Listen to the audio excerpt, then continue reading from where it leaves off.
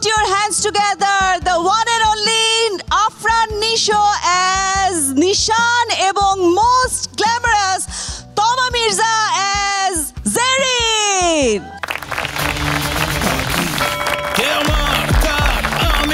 কেন ছুটতে গিয়েও থামি আমি মেঘভেদ করা রংধনু নাকি সূর্য অস্তগামী আমি শুধু নয় আসামি আমি সেই অন্তর্যামী যত অন্ধ চোখ আর বন্ধ মগজ খুলে দিতে পথে নামি।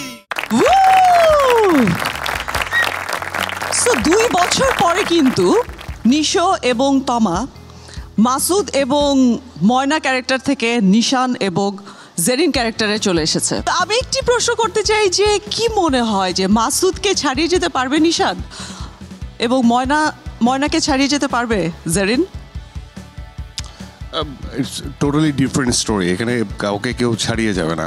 ময়নার কথা আমি ভুলে গেছি, এখন আমি পুরোটাই জেরিন আপাদমস্তক এবং জেরিন একটু আলাদা। দাগি নিয়ে আলাদা করে বলতে গেলে বলতে হবে যে অনেক বছর পরে এরকম একটা ভিন্ন ধরনের গল্পে কাজ করা আমরা সবাই দাগি দেখবো।